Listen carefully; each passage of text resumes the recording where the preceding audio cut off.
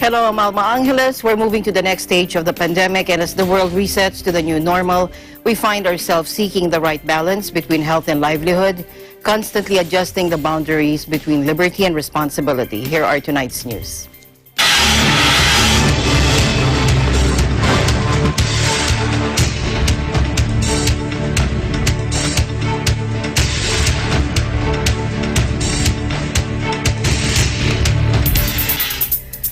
First, China passed a sweeping national security law for Hong Kong, a historic move that critics and many Western governments fear will smother the finance hub's freedoms and hollow out its autonomy. Take a look.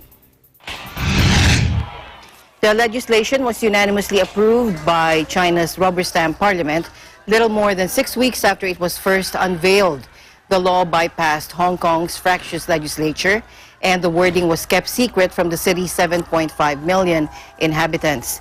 The opacity continued even after the law was passed, with silence from Beijing. Instead, the news filtered out via pro-Beijing politicians and local media outlets in Hong Kong. At her weekly press conference on Tuesday morning, Hong Kong leader Carrie Lam, a pro-Beijing appointee, declined to comment on whether the law had been passed or what it contained. A summary of the law published by the official state agency Xinhua this month said China's security agencies would be able to set up shop publicly in the city for the first time. Beijing has also said it will have jurisdiction over some cases, toppling the legal firewall that has existed between Hong Kong and the mainland's party-controlled courts since the 1997 handover.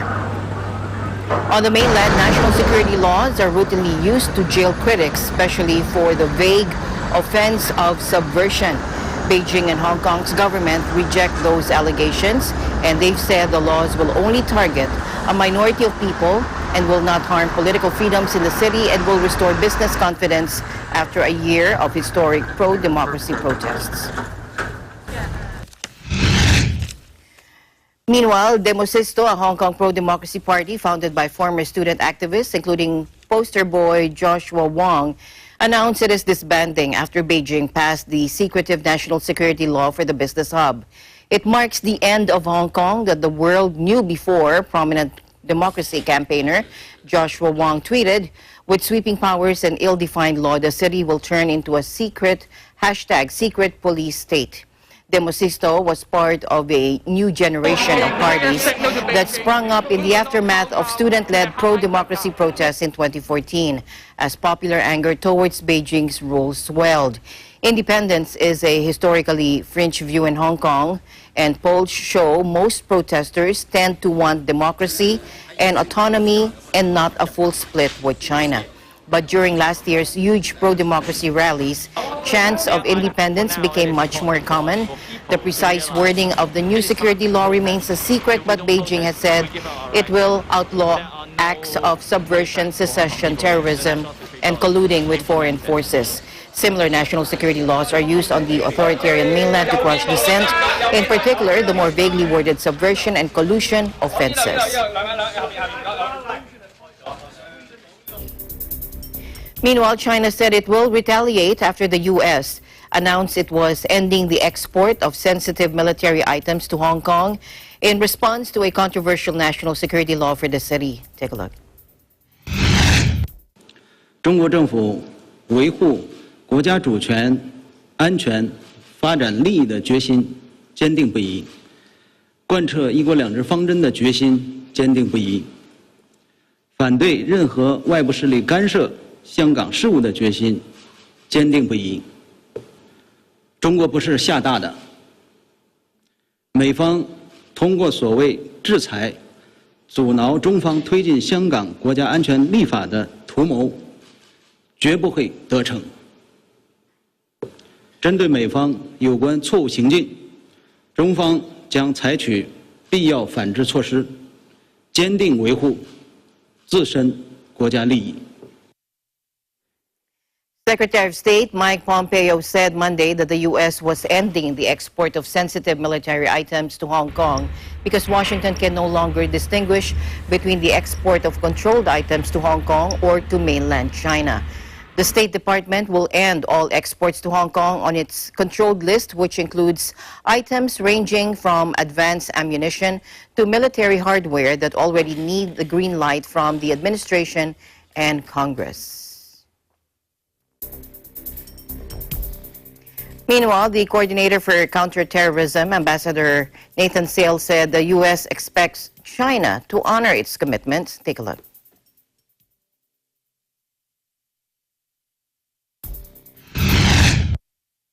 Hong Kong has been a bastion of liberty, and Hong Kong's prosperity is intimately connected to its status as a beacon of liberty. Our policy has been clear, and our expectations with the Chinese Communist Party have been clear. China made certain commitments to the UK. It made certain commitments to the world in connection with the Sino-British Declaration. We expect China to live up to its commitments. We expect China to honor its word and allow the people of Hong Kong to continue to enjoy the liberties and therefore the prosperity that have made Hong Kong the envy of that part of the world and indeed the rest. The U.S. on Monday ended sensitive defense exports to Hong Kong, and the U.S. announced the decision hours after China said it would curb visas to some Americans heading to Hong Kong, itself a response to a U.S. move. U.S. Secretary of State Mike Pompeo said in a statement, quote, "We can no longer distinguish between the export of controlled items to Hong Kong or to mainland China, and we cannot risk these items falling into the hands of the People's Liberation Army, whose primary purpose is to uphold the dictatorship of the CCP by any means necessary," he said, referring to the Chinese Communist Party. The Commerce Department, meanwhile, simultaneously said it was revoking its special status for Hong Kong. It will not treat the financial hub the same as China for so-called dual-use exports that have both military and civilian applications and which are highly restricted when sought by Beijing.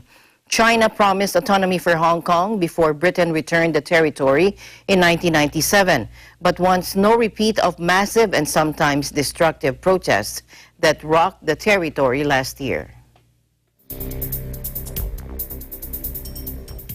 Addressing the 44th session of the UN Human Rights Council, Hong Kong Chief Executive Carrie Lam said China's sweeping national security law for Hong Kong will only target an extremely small minority. Let's listen in. It will only target an extremely small minority of people who have breached the law, while the life and property, basic rights and freedoms of the overwhelming majority of Hong Kong residents will be protected. And I think most of the young people, they can't see their future. They don't know how to. They don't know how to maybe get a job or marry or something, because the thing they are worrying is, are they going to jail tomorrow, something like that. Meanwhile, dozens of protesters gathered at a shopping mall in central Hong Kong after China passed the feared new national security law.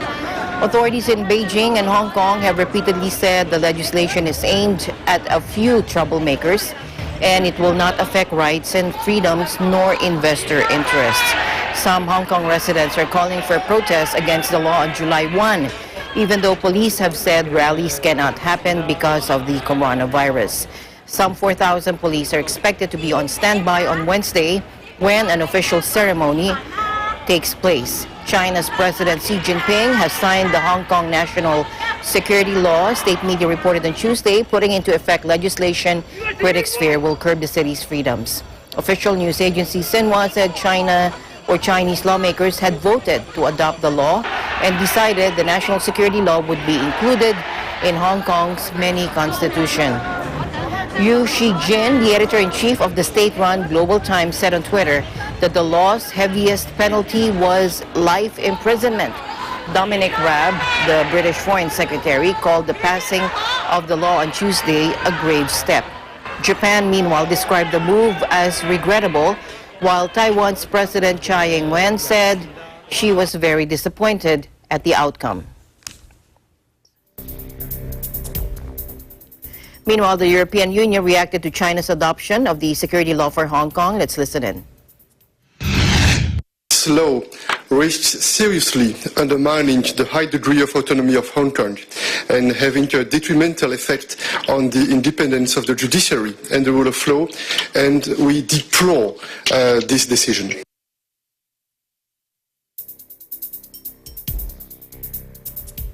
In other news, Philippine rescuers said there are no signs of survivors from a fishing vessel that sunk after colliding with a cargo ship in waters southwest of Manila, and Philippine authorities deployed ships and aircraft to find the 14 Filipino fishermen, while the Hong Kong flag cargo carrier Vienna Woods is put under custody along with its crew for investigation.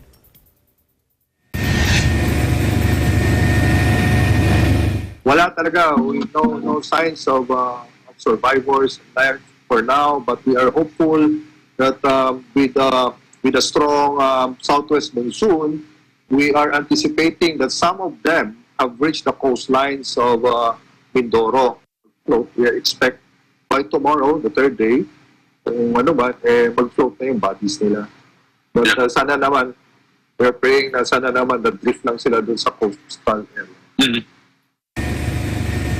The boats crashed early Sunday in waters southwest of Manila, capsizing the Philippine fishing vessel Liberty 5 off the coast of Occidental Mindoro province. The captain of the cargo ship Vienna Wood, which is registered in Hong Kong, called for help a few hours later, and the vessel was being escorted to land by the Philippine Coast Guard, according to agency spokesman Commodore Armando Balillo. It wasn't immediately clear if the Liberty 5 had sunk. Philippine authorities deployed the aircraft and ships in the hunt for the missing people, who included 12 Filipino crew members and 2 passengers. Strong ocean currents interrupted the search Sunday evening, but operations resumed early Monday.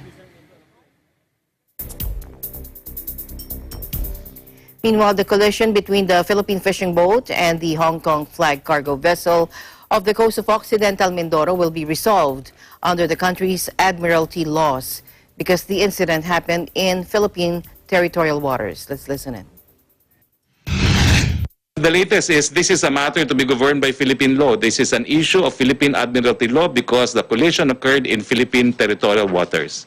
There is no international law application here other than foreign flagships can sail through under the concept of innocent passage. But as far as accountability is concerned, mga Pilipino po magdedesisyon dyan dahil ang banggaan po ay nangyari po sa ating karagatan. Wala po banggaan yan sa ating karagatan, so ireresolbo po yan sang-ayon po sa batas ng Admiralty na tinatawag natin. Alam niyo po, ang rules ng banggaan sa karagatan, parehong-pareho rin po yan ang rules na ina-apply pag may banggaan sa kalye.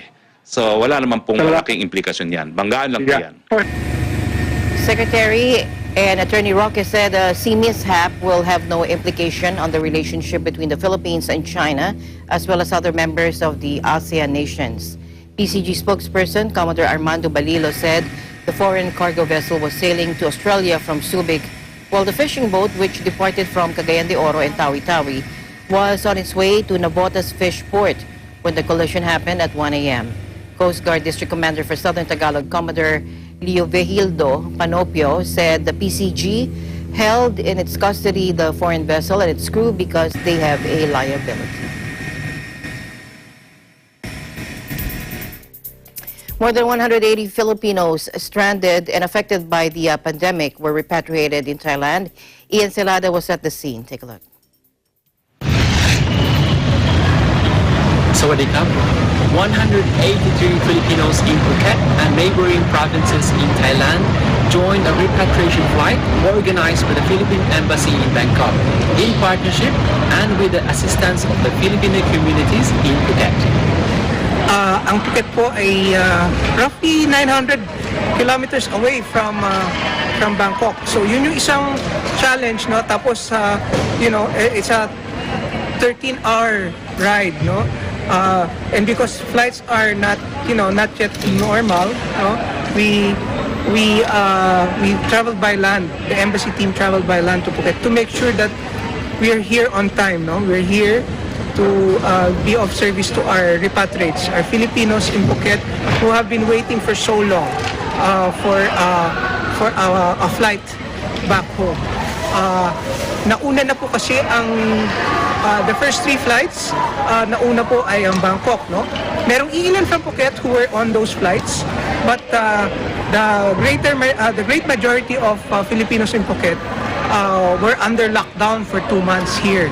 And so they missed the opportunity to go home for the first 3 flights. That's 2 government repatriation flights and a flight chartered by a Filipino-Thai company back home that we helped facilitate. So the situation is that for the next month, wala pa rin pong international flights out of Thailand, no? Merong ilan siguro, but only repatriation flights are viable at the moment. That's why the Philippine government's repatriation program, as our beloved Secretary of Foreign Affairs Theodore Locsin Jr. says, continues to be in service for our stranded kababayans abroad. Not just in Thailand, of course, but also in other countries. So, ako'y nagpapasalamat sa ating Filipino community here in Thailand because they are the ones who actually, kept following up for this, for this flight to happen. The Filipinos here work as employees in hotels and resorts, and we all know that all around the world, the tourism sector has been really adversely affected by the pandemic, and such is the same situation here. So we have, the loss of jobs of our kababayans, and that's why, even if there are flights, very, very few flights available out of Thailand via the Middle East or via Seoul, ang mahal-mahal po. So this is their only, this is their only hope really to be able to go home. So we have realized that hope today. Hopefully, in the next few weeks, we can continue serving our kababayans with flights, with repatriation flights. Of course, that is only possible with the partnership of our Philippine government agencies back home, as well as the Filipino communities in the different provinces here in Thailand. So maraming salamat po at mabuhay po tayo lahat. Nagbigay sa amin ng pag-aasa na makauwi kami lahat. Sa mga tumulong sa amin, nag-asikaso, governments and the people na tumulong kay Miss Lea and kay Miss Sheena na nag-asikaso sa amin lahat dito. Maraming salamat kasi hindi kayo nag-give up, tapos hindi rin kayo nagdalawang isip na tulungan pa at maghanap pa ng maraming tao na matutulungan para makauwi.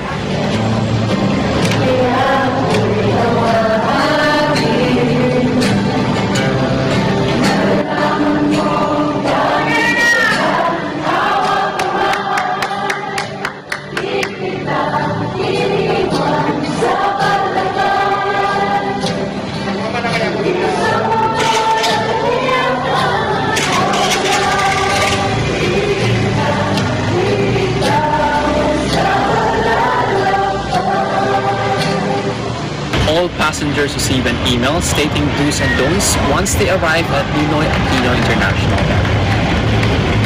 This repatriation flight might be the end of their journey here in Thailand, but definitely will give hope that we start a new normal life together with their families.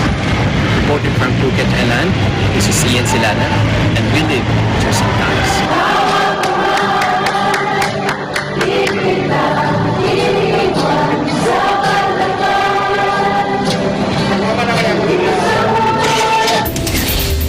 Eagle News will be right back.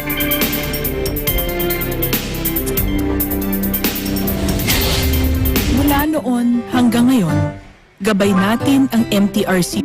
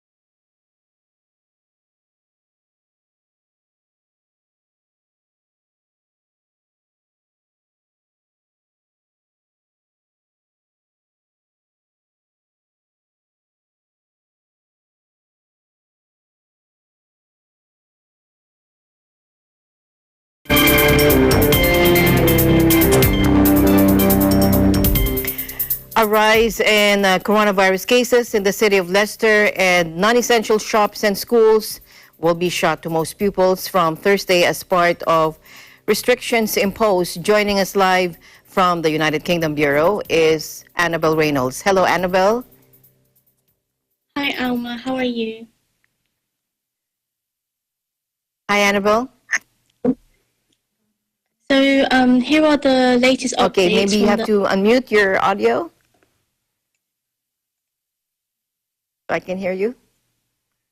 Can you hear me? Yeah, No, yes. Okay, go ahead, Annabelle.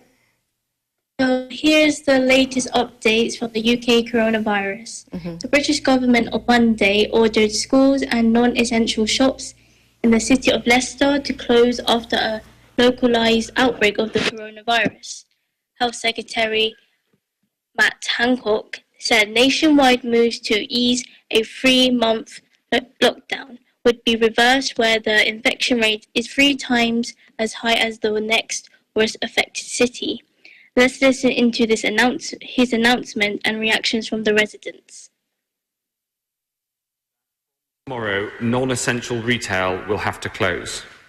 And as children have been particularly impacted by this outbreak, schools will also need to close from Thursday, staying open for vulnerable children and children of critical workers as they did throughout.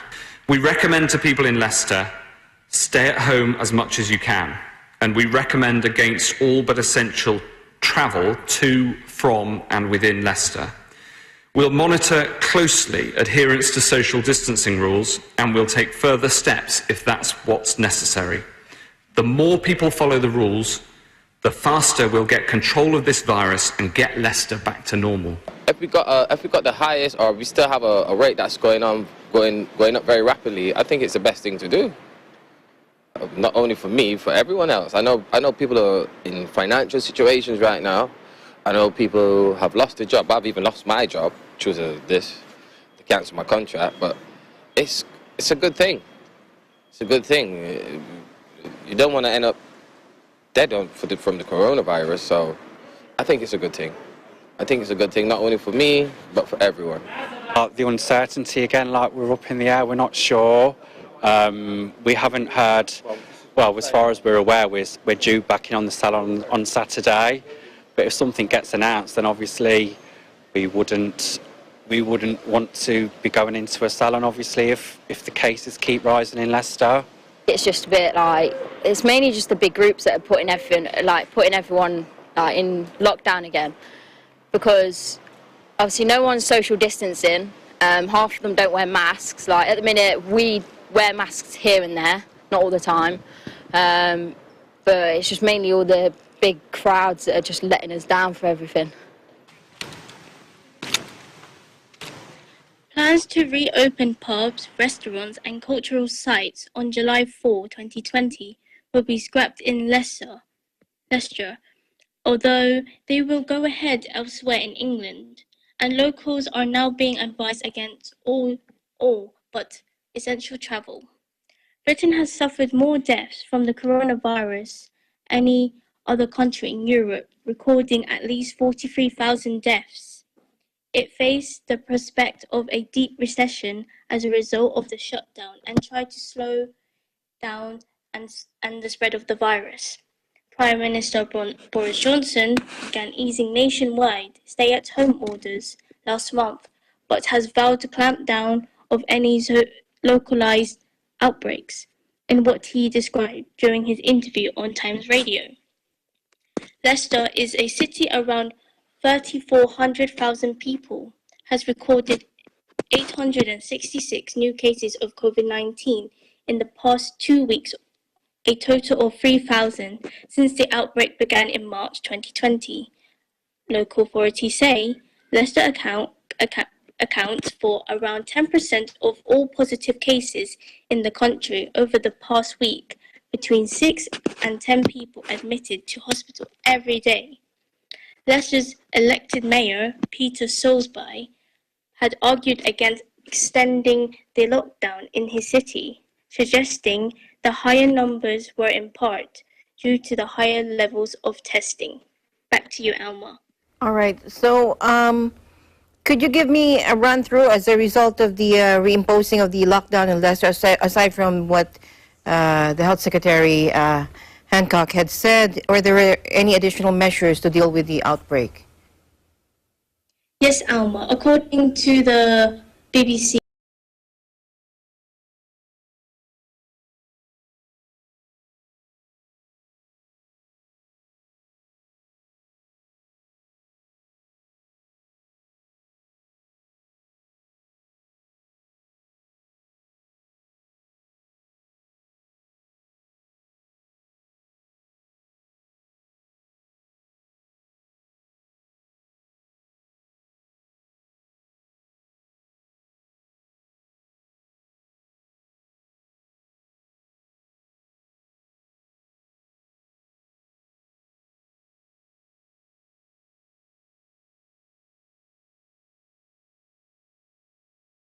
and we live in interesting times.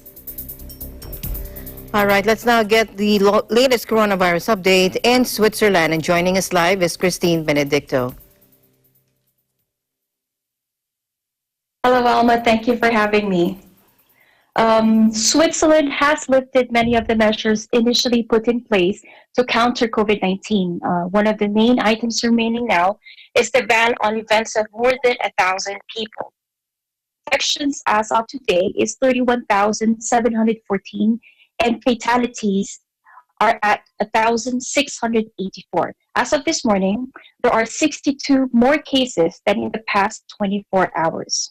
The country is currently putting the highlight on breaking the chains of infection. Personal responsibility is underlined, so the observance of good hygiene and social distancing should continue. The minimum distance to follow is now 1.5 meters from one another. This is now down from 2 meters in the past. In places where this distance cannot be followed, it is recommended to wear a mask, for example, in public transportation. Now, the other focus is on asking the population to get tested as soon as they experience any symptoms. Testing has become free in Switzerland effective June 25th, and the authorities hope that this move will push people to not hesitate to get tested. And contact tracing is also very important.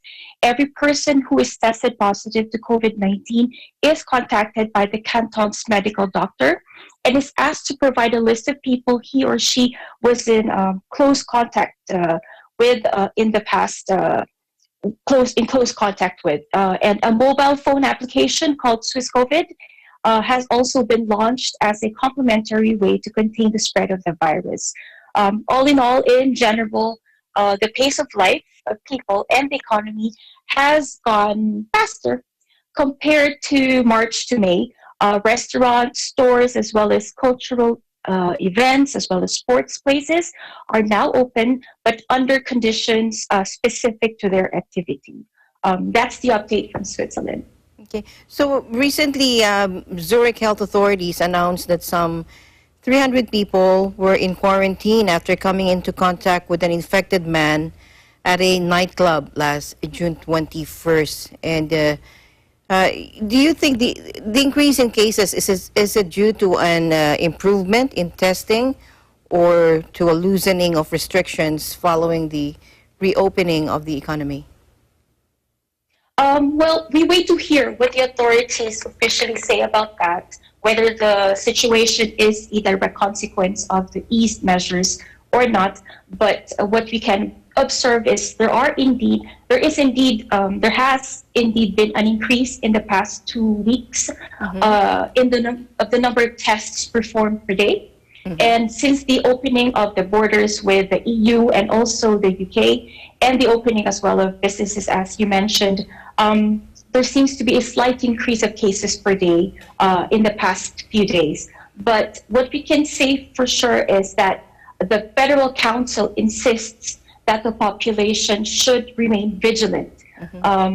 There are indeed nice summer days ahead, but people are asked to remain careful. All right. Thank you very much, Christine, for your updates there. And you take care, stay healthy, and stay safe. Thank you so much, Alma. Thank you again. Until next time, from Geneva, Switzerland, for Eagle News International, I'm Christine Benedicto. We live in interesting times. Meanwhile, hundreds of thousands of people across Melbourne's north and west were ordered to stay at home Tuesday as Australia's second biggest city struggled to contain a spike in coronavirus cases. The southern state of Victoria has recorded 233 COVID-19 cases since Thursday, mostly in Melbourne, a major surge in a country that has otherwise successfully curbed the spread of the virus. Clearly, big numbers today, absolutely concerning, and a lot of these are all of the settings that we've seen in recent days. So outbreaks occurring across multiple households, across work and other settings, but we know what will turn this around, and it's people stepping forward for testing, but also isolating when they've got symptoms. What we're seeing is transmission across settings because people are still going out with symptoms. So whether or not it needs a legal direction, I think, is a conversation to be had over the next couple of days. We're not there yet, but we do know that the solution is there already, which is people not having unnecessary contacts across multiple households, across multiple settings. That will control transmission. Reconsider travel or don't make plans to travel into these hotspot areas. That remains an option, but I am hopeful that with this level of testing and this level of awareness, that we will be able to control and suppress those cases. Earlier, State Premier Daniel Andrews said more than 30 Melbourne neighborhoods would be subject to the lockdown from midnight local time Wednesday until July 29. And the areas covered are home to more than 300,000 people in the city of roughly 5 million. Residents will be allowed to leave their homes only for work or school, to exercise, or to buy food and other essential items. People from other areas will be prevented from entering the worst affected communities, with police on patrol and officers stopping cars to conduct random checks. Many businesses will have to close down just weeks after reopening, and Mr. Andrews said he had asked Prime Minister Scott Morrison to divert international flights bound for Melbourne to other cities in Australia in a further effort to control the spread of the virus. Genomic sequencing showed that a significant number of the new cases were linked to staff breaching infection control protocols in hotels that are being used to quarantine Australians returning from overseas. And officials have been door knocking in the worst affected communities, urging residents to get tested for COVID-19. Australia has recorded about 7,800 coronavirus cases and 104 deaths in a population of 25 million. Several Australian regions are believed to be effectively virus-free, allowing states to continue rolling back restrictions first introduced in late March. But Victoria, which has curbed the virus through early restrictions on travel and gatherings, had been easing rules until the flare-up last week. Then that prompted neighboring South Australia state on Tuesday to postpone plans to open its border to Victorians. The coronavirus pandemic is not even close to being over, the WHO warned, as the global death toll passed 500,000 and cases surge in Latin America and the U.S. Let's listen in. 6 months ago, none of us could have imagined how our world and our lives would be thrown into turmoil by this new virus. The pandemic has brought out the best and the worst of humanity. We all want this to be over. We all want to get on with our lives. But the hard reality is, this is not even close to being over. although many countries have made some progress globally, the pandemic is actually speeding up. The critical question that all countries will face in the coming months is how to live with this virus. That is the new normal. Many countries have implemented unprecedented measures to suppress transmission and save lives. These measures have been successful in slowing the spread of the virus, but they have not completely stopped it. Some countries are now experiencing a resurgence of cases as they start to reopen their economies and societies. Time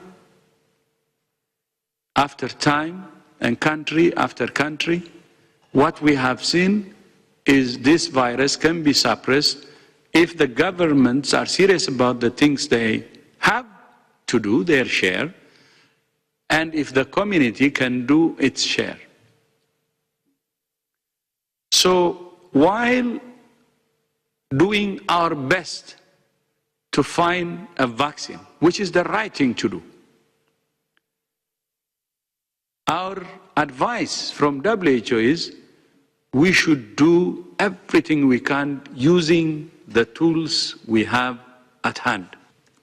And with 10 million cases now and 500,000 deaths, unless we address the problems we have already identified as WHO, the lack of national unity and lack of global solidarity, and the divided world, which is actually helping the virus to spread.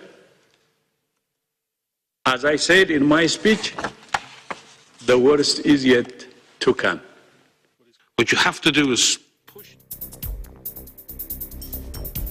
New York governor urged the president to lead by example and wear a mask. Take a look. As we continue to test, we continue to trace, we have the data, we're continuing on our reopening plan. Phase 4 is ready for Western New York tomorrow, so we're excited about that. In New York City, we have complications that we are studying now. New York City is currently in Phase 2. Phase 3 would begin on Monday. And to start simply, the president can do two things. First, sign an executive order directing everyone to wear a mask. How we're at this point as a nation, and we still haven't done the simple, easy, minimal step of saying you must wear a mask when you are in public. And the president doesn't have to pass a piece of legislation, doesn't have to call the Congress. Just sign an executive order saying wear a mask. We did it 2 months ago in this state. The other states are just starting to do it now. States that were recalcitrant, governors who said we don't need to do this, masks don't work, all the political nonsense we heard. Now they're doing a 180, and you have the same states now wearing masks. Let the president have the same sense and do that as an executive order. And then let the president lead by example and let the president put a mask on it.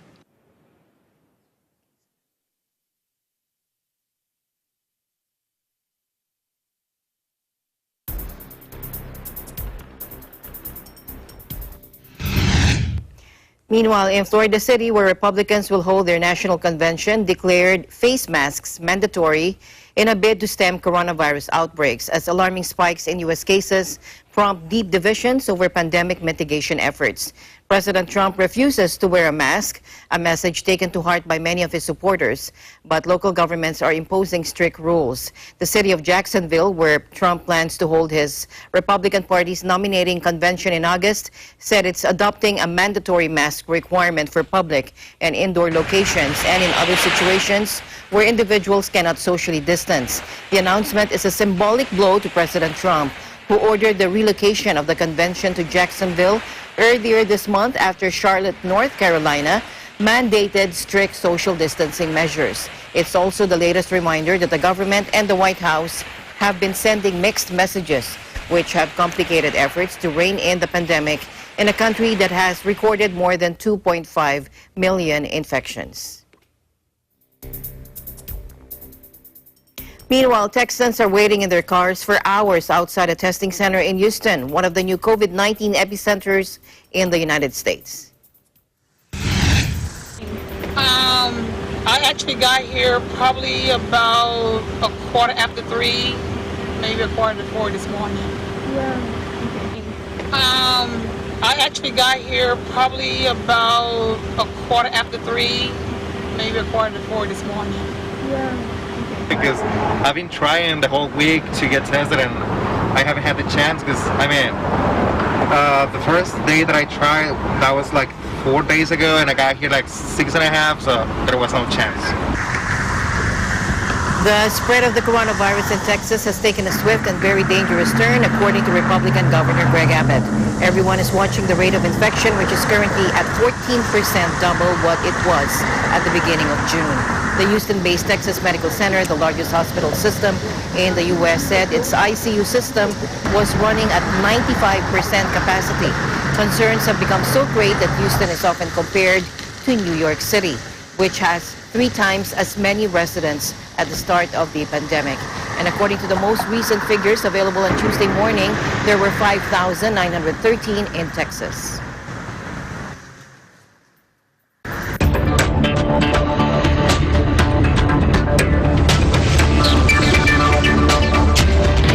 Anglo-Dutch energy giant Royal Dutch Shell will take a vast second quarter charge of up to $22 billion due to coronavirus and collapsing oil prices, it announced today. The company said in a statement that it will face a charge of between $15 billion and $22 billion in the second quarter after reviewing chronic fallout from the deadly COVID-19 outbreak that crashed global demand for energy.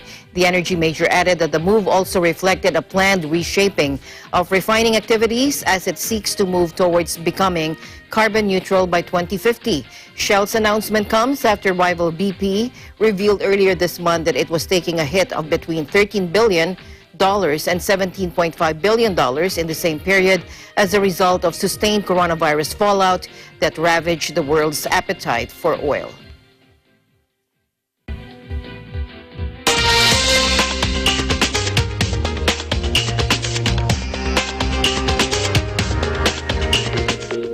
The South Pole has warmed 3 times faster than the rest of the planet in the last 30 years due to warmer tropical ocean temperatures, according to new research on Monday.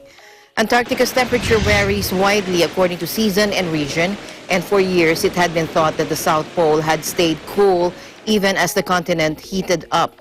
Researchers in New Zealand, Britain, and the U.S. analyzed 60 years of weather station data and used computer modeling to show what was causing the accelerated warming. And they found that warmer ocean temperatures in the Western Pacific had, over the decades, lowered atmospheric pressure over the Weddell Sea in the southern Atlantic. Now, this in turn had increased the flow of warm air directly over the South Pole, warming it by more than 1.83 degrees Celsius since 1989. Authors of the research said the natural warming trend was likely boosted by man-made greenhouse gas emissions and could be masking the heating effect of carbon pollution over the South Pole. Torrential weekend rains killed at least 12 people in China's southwestern Sichuan province, according to state media, as rising waters sparked mass evacuations during the annual flood season. The toll from the heavy rainstorm in Mianning County included 2 people who died when several vehicles plunged into a river after flooding damaged a highway. And 10 others were missing, and more than 7,000 had been evacuated from their homes, according to the official Xinhua news agency. Southern China has been battered by rainstorms that have triggered landslides and flooding since the start of June, with at least 78 people killed, according to the Emergency Management Ministry. Another 12 million have been affected by property damage, road closures, and other disruptions, including 720,000 people rescued or relocated from floodwaters by emergency workers. Researchers in China have discovered a new type of swine flu that is capable of triggering a pandemic, according to a study published Monday in the U.S. Science journal PNAS. Named G4, it is genetically descended from the H1N1 strain that caused a pandemic in 2009. It possesses all the essential hallmarks of being highly adapted to infect humans, according to the authors, scientists at Chinese universities and China Center for Disease Control and Prevention. G4 was observed to be highly infectious, replicating in human cells and causing more serious symptoms in ferrets than other viruses. Tests also showed that any immunity humans gain from exposure to seasonal flu doesn't provide protection from G4. According to blood tests, which showed up antibodies created by exposure to the virus, 10.4% of swine workers had already been infected. The test showed that as many as 4.4% of the general population also appeared to have been exposed. The virus has therefore already passed from animals to humans, but there's no evidence yet that it can be passed from human to human, the scientists' main worry. Asked about the virus on Tuesday, Chinese Foreign Ministry spokesman Zhao Lijian told the regular press briefing that China has been paying close attention to its development and will take all needed action to prevent its spread and any outbreaks.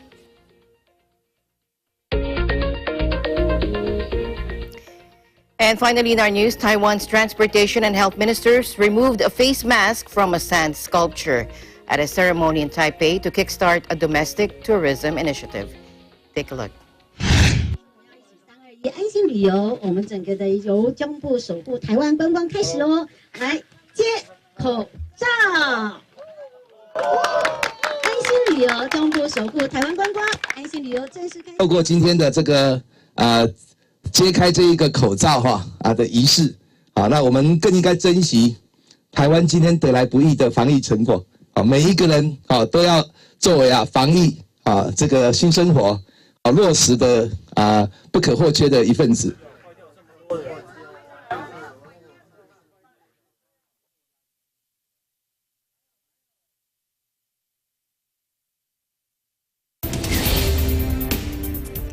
And before we close, we leave you with a word of hope. At the end of the day, there remains so much more to be grateful for. See you again tomorrow evening. Good night. I'm Alma Angeles. We live in interesting times.